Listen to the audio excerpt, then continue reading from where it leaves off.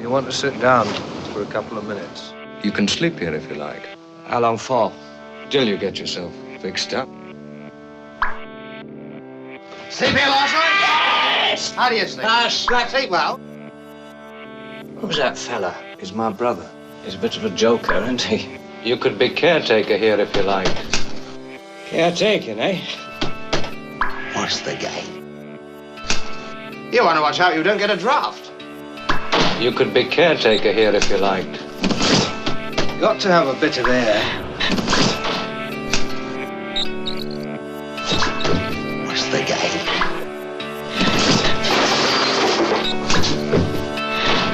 I can be pushed so far, but No further. I feel much better now. Bismillahirrahmanirrahim. Assalamualaikum guys, welcome back to my YouTube channel, and the topic which I'll discuss today, this is the caretaker's theme, or the themes of the caretaker play, which has been written by Harold Pinter. सो इस topic में इस play के हम themes को discuss करेंगे, जो कि isolation का थीम है, आइडेंटिटी क्राइसिस का थीम है, फैमिली का थीम है, कम्युनिकेशन का थीम है, absurdity, racism and social class. ये तमाम थीम्स हम इस वीडियो में डिस्कस करने वाले हैं। So without wasting any time let's get start the video. So सबसे पहले हम बात कर लेते हैं कि what's meant by theme. What is theme? Theme क्या होता है? थीम किसी भी स्टोरी का, किसी भी प्ले का, किसी भी ड्रामा का, किसी भी पोइम का एक ऐसा सेंट्रल आइडिया होता है जिसके अराउंड स्टोरी रिवॉल्व कर रही होती है। ठीक है, जैसे कि हम केयर टेकर की बात कर लें कि इसमें फर्स्ट ऑफ ऑल थीम है आइसोलेशन का। तो हर एक जो कैरेक्टर है, बेसिकली तो 3 कैरेक्टर्स हैं, तो तीनों ही कैरेक्टर अपनी पर्सनल वर्ल्ड के अराउंड रिवॉल्व कर रहे हैं। ठीक है, उनको कोई लेना देना नहीं है एक दूसरे के साथ। यानी कि मिक की अपनी बिजनेस है और डेविस का अपना एक एम है कि मैंने किसी ना किसी तरह इसमें सेट होना है, इस घर में, इसमें अपनी हुकूमत चलानी है। और एस्टन जो है अपनी फ्लैशबैक की दुनिया में रहता है, यानी कि वो सोचता है, वो शाय पर्सन है और एक फियरफुल पर्सनालिटी रखता है। तमाम के तमाम कैरेक्टर्स जो हैं वो आइसोलेट हैं, यानी कि ये भी एक थीम है। इसके रिवॉल्व भी स्टोरी जो है, इसके अराउंड स्टोरी भी रिवॉल्व कर रही है। फिर आइडेंटिटी का थीम है, हर किसी की अपनी आइडेंटिटी है, वो किस आइडेंटिटी से बिलोंग करता है। और फिर फैमिली क्राइसिस भी वो दिखाए गए हैं, और कम्युनिकेशन। ये तमाम थीम्स जो होते हैं ना, ये एक स्टोरी की बेसिक्स होते हैं, जिसकी बुनियाद पे स्टोरी जो है वो एक मीनिंगफुल कहलाती है। सो अब हम अपनी जो थीम्स हैं उनका आगाज़ करते हैं। तो फर्स्टली हमारे पास जो थीम है वो है आइसोलेशन। आइसोलेशन का थीम है हमारे पास। इसमें क्या होता है कि कैरेक्टर जो है ना हमारे, जैसे मैंने पहले कहा कि वो सारे आइसोलेट हैं, एक दूसरे से आइसोलेट करते हैं, यानी कि वो एक दूसरे से अलग ही रहते हैं। हर कोई अपने मदार में घूम रहा है, हर किसी की अपनी पर्सनल यूनिवर्स है, अपनी वर्ल्ड है। तो उसी के इर्द गिर्द घूमी जा रहा है। किसी को भी किसी से कोई लेना देना नहीं है। ठीक है, एक तो वो आपस में बात नहीं करते, अगर तो वो बात कर लें, कम्युनिकेट कर लें आपस में, तो बहुत कम होती है या ना होने के बराबर होती है। ठीक है, उनके दरमियान जो है मिसअंडरस्टैंडिंग्स बहुत हैं, बट वो इनको प्राइवेट रखते हैं। ठीक है, और अपनी ही पर्सनल वर्ल्ड में रहते हैं। फिर उसके बाद बताया जाता है कि ये किसी भी सोसाइटी के साथ, ठीक है, जहाँ पे वो रह रहे हैं उस सोसाइटी के साथ इनका कोई भी लेना देना नहीं है, कोई भी लिंक नहीं है, उनकी सोसाइटी के साथ इंगेज नहीं है। वो they are isolate from the world outside. जो भी उनके बाहर की दुनिया है वो उनसे आइसोलेट हैं, वो उनसे अलहदा ही रहते हैं। फिर यानी कि एस्टन स्पेंड करता है मोस्टली अपना टाइम किस में बिजी रखता है, अपने आप को प्लग्स को सेट करने में रखता है। ब्रोकन जो एक स्टैचू है बुद्धा, उसको सही करने में लगा रहता है। फिर शॉपिंग, जिग्सा के लिए वो शॉपिंग में लगा रहता है। इसी तरह जो है वो स्ट्रेंजर से मिलते ही नहीं है। ठीक है, फिर वो क्या करते हैं कि जो होम एक स्ट्रेंजर होता है, ठीक है, यानी कि जिसका नाम होता है डेविस। वो एक डेविस को, यानी कि स्ट्रेंजर को जिसको वो जानता ही नहीं है, उसको अपने घर ले आता है, ठीक है। और फिर ट्राई करता है कि उसके साथ शेयर करे अपनी बातें और इन्जॉयमेंट हासिल करे। बट क्या होता है कि वो उसको सुनने के वो तैयार ही नहीं होता। कौन? डेविस। वो एक स्ट्रेंजर है डेविस, जिसको वो अपने घर लेके आया है। और वो किसी भी बात को, एस्टन की कोई बात नहीं सुनता। इवन के वो एक इतना नाशुक्र होता है कि एस्टन अगर उसको कोई चीज़ भी देता है ना, तो वो मुंह पे ही इनकार कर देता है, या तो उसकी कंप्लेन कर देता है उस चीज़ के बारे में, यानी कि वो शूज़ के बारे में बताता है, स्टोव के बारे में कंप्लेन करता है। और फिर एस्टन की एक्सपीरियंस जो है लॉनलीनेस का, यानी कि उसको यहाँ पे हमें दिखाया जाता है कि एस्टन जब बचपन में था तो उसकी माँ ने उसका ट्रीटमेंट करवाया था, इलेक्ट्रिक शॉक ट्रीटमेंट, जिसके बाद उसको बहुत ही ज़्यादा ज़रूरत थी किस चीज़ की, किसी लिंक की, किसी रिलेशन की, ऐसा रिलेशन जो उसके साथ हमेशा, ऐसा एक पार्टनर जो उसके साथ हमेशा उसके पास रहे, उससे बातें करे, जो उसकी सैडनेस है उसको थोड़ा कम करे। बट क्या हुआ, टोटली इसके ऑपोजिट हो गया। सब उसको छोड़ गए, अकेला। यहाँ पे हमें आइसोलेशन का थीम नज़र आता है। उसका अपना भाई, यस, उसकी वो केयर करता है, बट उसने उसका साथ नहीं दिया बिकॉज वो खुद बहुत ज़्यादा बिजी था और अपनी ही दुनिया में वो अलग रहता था। तो इस तरह हमें यहाँ भी आइसोलेशन का थीम नज़र आता है।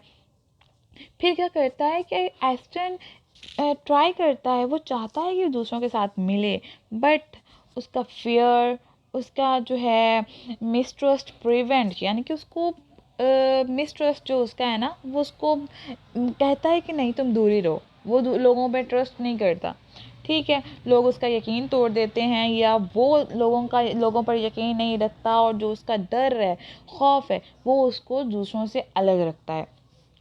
फिर डेविस का जो एक्सपीरियंस, अब डेविस भी लॉनलीनेस है, यानी कि एस्टन किस लिए आइसोलेट फील करता है, क्योंकि उसके पास कोई भी इसके बात सुनने को नहीं है।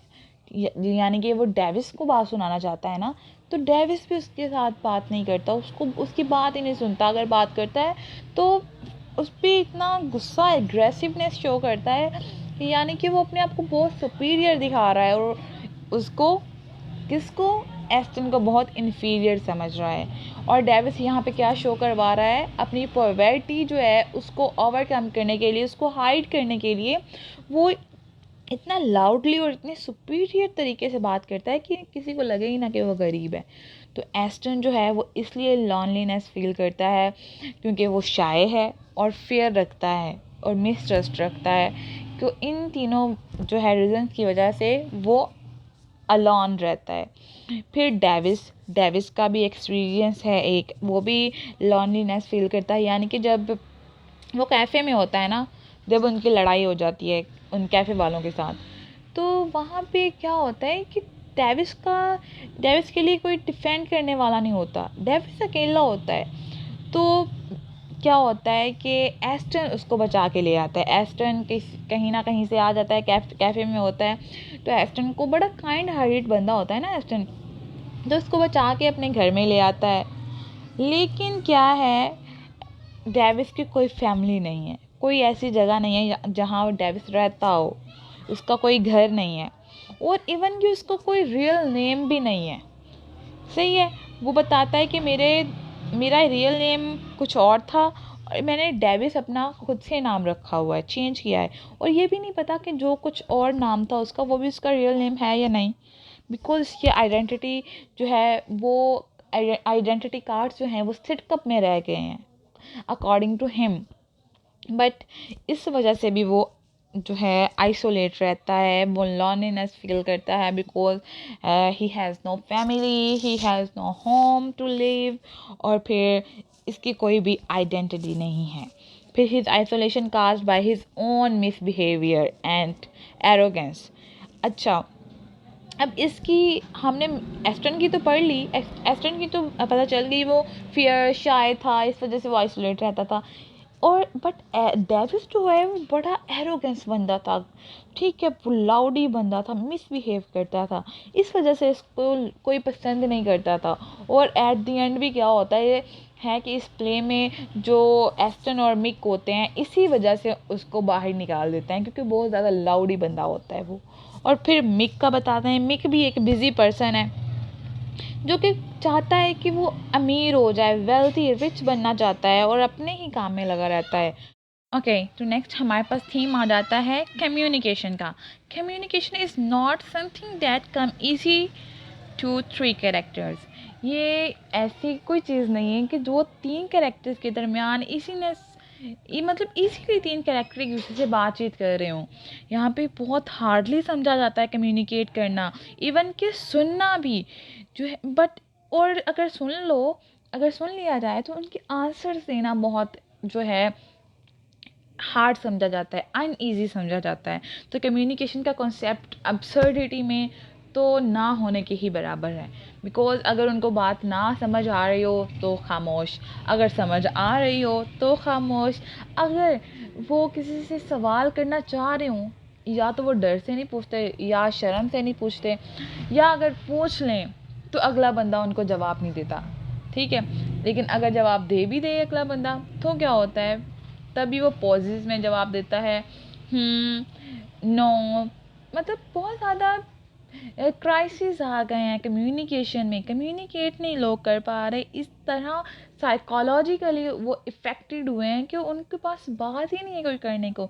लेकिन अगर बातें हैं जो वो कर रहे हैं, वो क्या है, वो भी मीनिंगलेस है। उनका कोई ऑब्जेक्टिव नहीं है, कोई मोटिव नहीं है, विदाउट एनी मीनिंग वो क्या कर रहे हैं, बातें कर रहे हैं, ठीक है। तो हम देखते हैं कि ये जो है केयर टेकर किस तरह इसके साथ रिलेट करता है। अच्छा, क्या होता है कि इसमें कम्युनिकेशन में के थीम में लोग बोलते स्लो हैं, ठीक है। अगर बोलें तो स्लो बोलते हैं, अगर या नहीं बोलते, ठीक है, वो भी स्लो बोलते हैं, वो भी ना होने के बराबर होता है। जैसे कि डेविस के केस में अगर लिया जाए, डेविस बहुत लाउडी पर्सन है, ठीक है, फ्यूरियस बंदा है। बट जब वो बोलता है, जब वो बातें करता है तो उसकी बातें मीनिंगलेस होती हैं। कोई भी ऐसी इंपॉर्टेंट बात नहीं होती कि जो वो उसने कही हो, ठीक है।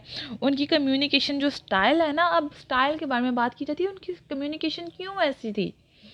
उनका जो कम्युनिकेटिव स्टाइल था वो सोशल क्लास से लिया गया था, या उन्हीं की सोसाइटी जो उनके साथ जैसा ट्रीट करती थी उसी लिहाज से वो भी उस तरह कम्युनिकेट करते थे आपस में। डेविड जो बहुत ज़्यादा लाउड है, और उस लाउडनेस की वजह से वो क्या कवर करना चाहता है, जैसे मैंने आपको पहले बताया, अपनी पॉवर्टी को हाइड करना चाहता है, ठीक है। और उसके बाद डेविड के पास स्पेस नहीं है, वो रोब दबदबा जमा के क्या कहना करना चाहता है, अपनी जगह बनाना चाहता है वहाँ पे। हालांकि वो ये काम प्यार से भी कर सकता था, ठीक है, नरमी से भी कर सकता था, बट क्या है, मीनिंगलेस दिखाई गई है। यानी कि बेजा का गुस्सा, बेजा की जो रोब, एरोगेंस, प्राइड शो करवाई गई है यहाँ पे। फिर मिक का लैंग्वेज का स्टाइल बताया गया है कि मिक किस तरह की लैंग्वेज यूज़ करता है। मिक जो है वो लोगों के साथ अगर बात भी करता है ना, ठीक है, तो वो भी सिर्फ अपने एडवांटेजेस के लिए, अपने एडवांटेज के लिए करता है। यानी कि वो लोगों को मैनिपुलेट करता है। जैसे मैंने पहले बताया कि वो अगर वो पूछता है कि कहाँ से आए हो, कहाँ रहते हो, कहाँ ट्रैवल करते हो, सिर्फ इसलिए कि उसको इन्फॉर्मेशन मिल सके, सही है। वो किसी और के लिए बात नहीं करता, कोई भी इतनी इम्पोर्टेंट बात नहीं करता। अगर करता है तो ऐसी बात करता है जो खुद को फ़ायदा दे, अगले बंदे को नहीं, सही है। फिर उसके बाद एस्टन जो है वो बहुत ज़्यादा स्लो है, यानी कि मिक जो है वो क्या एडवांटेज बंदा है, और डेविस क्या है, बहुत ज़्यादा लाउड बंदा है, और एस्टन क्या है, बहुत ज़्यादा स्लो बंदा है। वो अपने ही थॉट्स में रहता है, जो उसको ट्रीटमेंट मिला, जो उसके इलेक्ट्रिक शॉक्स लगे, बस वो वही सोचता रहता है, जिसके नतीजे में क्या होता है। अच्छा, नेक्स्ट हमारे पास थीम आता है रेस एंड नेशनल ओरिजिन। अब पिंस्टर के जो कैरेक्टर्स हैं, एस्टन हो गया, मिक हो गया, और जो हो गया ये डेविस हो गया, ये उस एज और उस टाइम पे रह रहे थे जबकि नेशनल ओरिजिन और रेसिज्म ये मैटर करता था। वर्ल्ड वार टू के बाद और इम्पीरियल एज क्या होती है? इम्पीरियलिज्म यानी कि एक कंट्रोलिंग एज, जहाँ पे जब ब्रिटिश ने ऑक्यूपाई कर लिया था, ठीक है, यूरोपियंस ने नॉन यूरोपियन पे, तो उनकी जो है डीकोलोनाइजेशन के बाद इम्पीरियल एज के बाद क्या हुआ था वर्ल्ड वार टू के एंड पे, और इम्पीरियल एज के बाद ये चीज़ें मैटर करने लग गई थी। क्या, कौन सी चीज़ें? रेसिज्म और नेशनल ओरिजिन, कि वो किस रेस से बिलोंग करते हैं, किस उनकी नेशनैलिटी क्या है, उनकी आइडेंटिटी क्या है, ये सारा कुछ मैटर करने लग गया था। फिर क्या होता है कि the result was unsurprisingly suspicious and prejudicious. जो रिजल्ट था ना ये रेसिज्म का और नेशनल ओरिजिन, लोगों से पूछा जाता था तुम्हारी रेस, तुम किस रेस से बिलोंग करते हो, यानी कि उनके कलर से भी पहचाना जाता था, अफ्रीकन है, इंडियन है, एशियन है, तो उस हिसाब से उनके साथ ट्रीट किया जाता था। ठीक है, जो कि सस्पिशियस हो गया था और प्रिजुडियस हो गया था। Race and national origin were a central importance in order to determine who deserve what from society and the government. Davis manifests that the contemporary obsession with the hierarchy of the race. अब यहाँ पे सबसे important है कि Davis भी racism पे बात करता है, यानी कि उसका भी पाला किससे पड़ा है? रेसिज्म से। वो भी क्या अपने आप को बड़ा सुपीरियर शो करवाता है, जैसे कि मैंने पहले बताया कि अपनी पॉवर्टी हाइड करने के लिए वो क्या शो करवाता है? अपने आप को सुपीरियर शो करवाता है, हार्ड वर्किंग शो करवाता है, ताकि पता ना चले कि वो पुअर फैमिली से बिलोंग करता है। इसी तरह यहाँ पे वो रेसिज्म की बात करता है कि वो हेट करता है ग्रीक को, पोल्स को और ब्लैक पीपल्स को, ठीक है, और उनसे अलग ही रहता है, उनसे बात तक नहीं करता।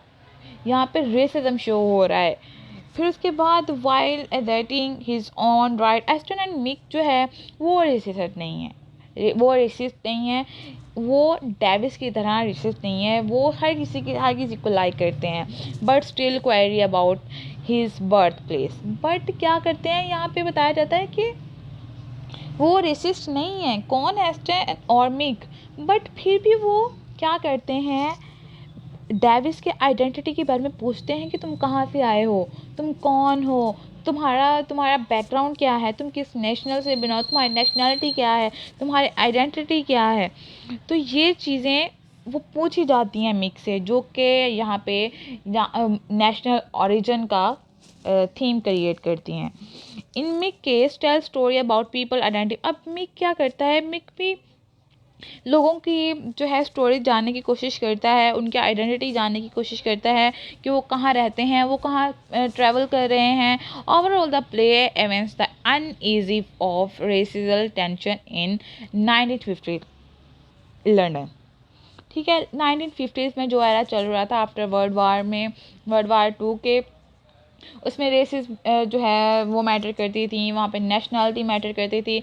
अगर आप यहाँ, बेशक आपको कोई लाइक करता है या डिसलाइक करता है, it's not doesn't matter, but आपसे ज़रूर पूछा जाएगा कि आप कौन हैं, कहाँ से आए हैं। अब भी हमसे सवाल किए जाते हैं, ठीक है, कोई अननोन बंदा आ जाए ना, हम उससे पूछते हैं कि आपका नेम क्या है, आप कहाँ से बिलोंग करते हैं, आप कहाँ से आए हैं, आप कहाँ पे रहते हैं, आपकी कास्ट क्या है। तो ये सारा कुछ अभी तक मैटर कर रहा है कि रेस क्या है और नेशनल ओरिजिन क्या है, यानी कि अब भी बेस किया जाता है, अभी इस चीज़ मैटर किया जाता है कि अगर ब्लैक हों, ठीक है, तो उनको इतनी इम्पोर्टेंस नहीं दी जाती, अगर वाइटिश हों तो उनको सुपीरियर समझा जाता है। तो ये अभी तक इसका कॉन्सेप्ट है। तो ये कॉन्सेप्ट हमें किस में नज़र, हमारे पास थीम आता है अब्सर्डिटी का। सो फर्स्ट ऑफ ऑल हम बताएंगे अब्सर्डिटी होती क्या है। अब्सर्डिटी ऐसी कम्युनिकेशन होती है, ऐसी थिंग्स होती हैं, ऐसी लाइफ होती है जो कि मीनिंगलेस होती है, उसका कोई जवाब नहीं होता, कोई भी मतलब नहीं होता। अगर बातें हो रही हों तो उनका कोई मतलब ना हो, मीनिंगलेसनेस बातें हों। अगर लाइफ गुजर रही हो तो उसका कोई ऑब्जेक्टिव ना हो, कोई मोटिव ना हो, मीनिंगलेसनेस हो। मीनिंगलेसनेस को अब्सर्डिटी कहते हैं, यानी कि एक बेतुकी फजूल सी जो बातें हैं, ज़िंदगी है, ये सारी अब्सर्डिटी में कहलाती हैं। और ये कब हुई? आफ्टर द वर्ल्ड वॉर 2, जब लोगों की साइकी इफ़ेक्ट हुई, लोग अनेबल हो गए, कुछ नहीं कर सकते थे, तब अब्सर्डिटी थिएटर ऑफ एब्सर्ड में शो करवाई गई। तो अब बताते हैं कि एक्चुअली ये एब्सर्डिटी होती क्या है और केयर टेकर से इसका कैसे लिंक है। So it take place in the world of absurdity. अब ये जो केयर टेकर है, ये कहाँ पे लिखा गया? थिएटर ऑफ एब्सर्डिटी में, after world war 2। Life has no meaning, जब किस लाइफ की कोई मतलब ही नहीं था लाइफ का। It's just chaotic, confusing and hostile. No one can not rely on others. कोई भी जो है अपनी सोसाइटी पे रिले नहीं कर रहा था, अपने आप पे रिले नहीं कर रहा था, गॉड तक पे रिले नहीं कर रहा था, और किसी से ये पूछा नहीं जा रहा था कि ज़िंदगी को क्या करें, इस ज़िंदगी का मतलब क्या है, क्या मोटिव्स हैं हमारे। किसी को भी इस चीज़ से कोई लेना देना नहीं था, ठीक है। सारे अपने ऑर्बिट्स के गिर्द रिवॉल्व कर रहे थे, किसी को किसी से कोई लिंक नहीं था। फिर इसके बाद जो तमाम कैरेक्टर्स हैं वो आइसोलेट हैं, लॉनली हैं और ऑप्रेस्ड हैं। Their desires and choices have no outcomes. जो उनकी चॉइसेस हैं, जो चूज़ कर रहे हैं, वो जो उनकी डिज़ायर्स हैं, उनको रिजल्ट भी नहीं मिल रहा। यानी कि अगर हम वेटिंग फॉर गॉडो की बात करें, वो क्या कर रहे थे, उनकी ख्वाहिश क्या थी और वो कर क्या रहे थे? वो वेट कर रहे थे गॉडो का। और क्या हुआ? उनको रिज़ल्ट मिला? कोई रिज़ल्ट नहीं मिला। और इसी तरह हम केयरटेकर की बात कर लें, इसमें आता है मिक का कैरेक्टर। मिक क्या चाहता है? वो जल्दी जल्दी वेल्थी हो जाए, उसको जल्दी जल्दी रिवॉर्ड मिल जाए। अगर वो एक प्रोजेक्ट को लेता है, उस पर काम करता है, उस पर रिवॉर्ड नहीं मिलती, उसको अनकम्प्लीट छोड़ देता है, ठीक है। दूसरा काम पकड़ता है, उसको अनकम्प्लीट छोड़ देता है। तीसरा काम, वो जल्द रिवॉर्ड चाहता है, अगर नहीं तो उसको अनकम्प्लीट ही छोड़ दिया जाता है। तो ये क्या है? उनको कोई भी आउटकम्स ही नहीं मिल रहे जो वो कर रहे हैं, यानी कि एक मीनिंगलेस जो दुनिया है उसी में घूम रहे हैं। फिर as a care taker directly relate with social and class absurdity और कन्फर्मिटी। अब जो केयर टेकर है वो यस श्योरली वो क्या किसके साथ कनेक्ट कर रही है? अब्सर्डिटी के साथ, कन्फर्मिटी के साथ कनेक्ट कर रही है। जैसे कि एस्टन ट्राई करता है लोगों से बातें करने को, ठीक है। Extend try to fix the things or talking about the future up keeping project in whole play. Extend क्या कोशिश कर रहा है, ठीक है। अगर वो बात भी कर रहा है लोगों से, तो क्या बात कर रहा है, क्या कोशिश कर रहा है? अपना प्रोजेक्ट तैयार कर रहा है, अपने प्रोजेक्ट पे ही टाइम वेस्ट कर रहा है। यानी कि बुद्धा का स्टैचू है उसके पास, उसको रिपेयर कर रहा है। फिर उसके पास एक बल्ब है, उसको रिपेयर कर रहा है। इस तरह के प्रोजेक्ट्स को वो फोकस कर रहा है, उस पर कर रहा है, लेकिन उसको कोई भी आउटकम, एंड तक उसका स्टैचू ठीक नहीं होता। एंड तक कोई चीज़ जो है वो फिक्स हमें नज़र नहीं आती, जैसी थी वैसी की वैसी होती है। फिर मिक का करेक्टर ले लें, वो क्या करता है? उसकी एक लॉफ्टी सी फजूल सी एम्बिशंस है, ठीक है। वो क्या करता है? वो क्या चाहता है? वो रिच होना चाहता है, शॉर्ट टाइम पीरियड में रिच होना चाहता है, और एंड तक हमें दिखाया जाता है वो भी नहीं होता वो। फिर डेविस किस चीज़ पे वर्क करता है? वो इतना हार्ड वर्क करता है, पॉवर्टी जो है उसकी शो ना हो, लेकिन क्या होता है एट दी एंड उन्हें पता चल जाता है वो क्या है, और उनकी मेहनतें तरले करता है कि भाई मुझे घर में रख लो, मैं ऐसे कर लूँगा, ऐसे कर लूँगा। बट क्या होता है, जैसी चीज़ें होती हैं एट द एंड वैसी ही दिखाई जाती हैं, उनमें कोई इम्प्रूवमेंट नहीं आती। फिर the desperation in which character try to fail to for social class in economically socially in ridiculous way।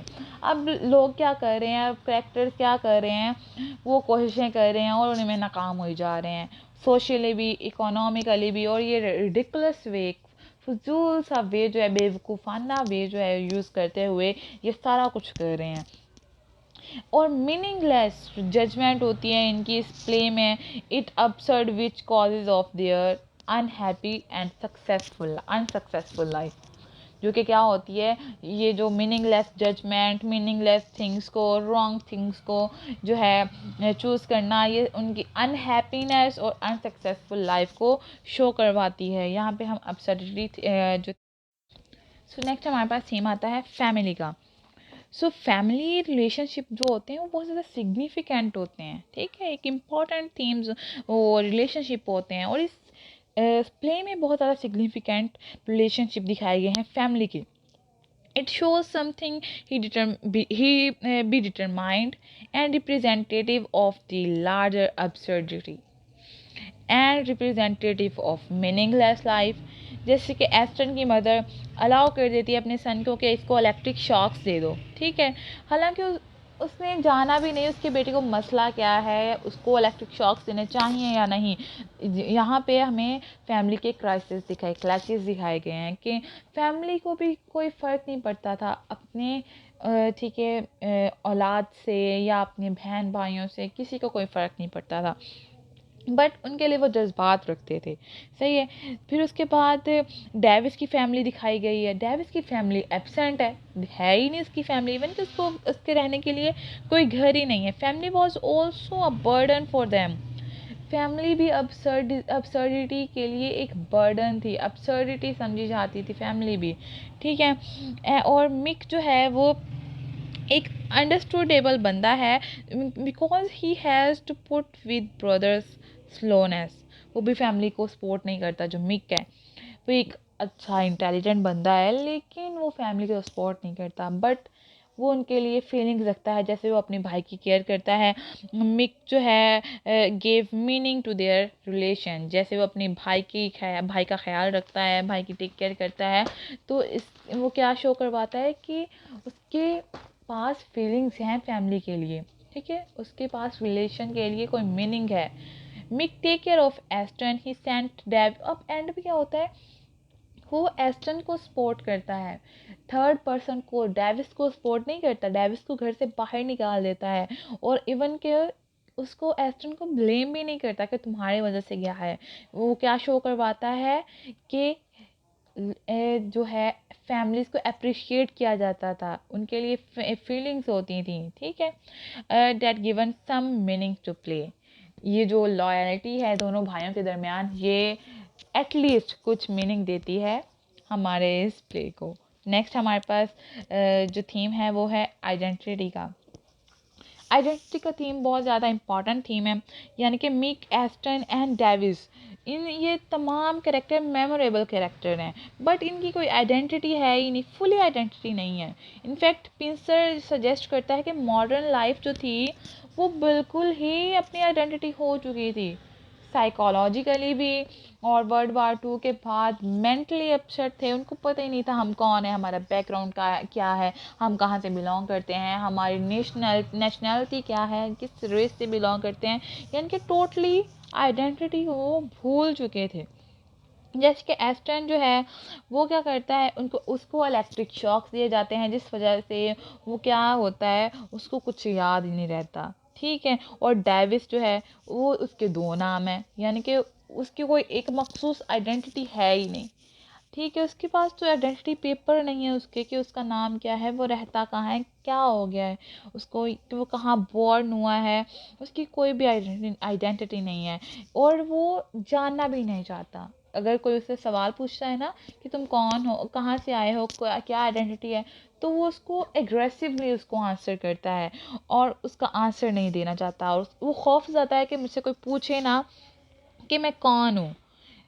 फिर उसके बाद मिक जो है tries desperately to live out his ambitions, उसकी अपनी ख्वाहिशात की दुनिया है, वो वहाँ से नहीं निकलना चाहता, उसको पता ही नहीं है कि मैं क्या हूँ, मेरी मीनिंग क्या है मेरी लाइफ के, और मुझे क्या करना चाहिए, मैं कौन हूँ, कहाँ उस किसी को भी, उस सोसाइटी के किसी भी जो लोगों को मैटर ही नहीं करता था कि एक्चुअली आइडेंटिटी हमारी है क्या। हम इस प्ले में किसी को भी दिखाया नहीं गया कि कौन किस जगह से बिलोंग कर रहा है, कौन ग्रीक है, कौन इटालियन है, कौन ब्रिटिश है, कोई भी नहीं दिखाया गया, किसी भी आइडेंटिटी को दिखाया नहीं गया। तो ये क्या शो करवाती है कि आइडेंटिटी क्राइसिस हैं आफ्टर World War II.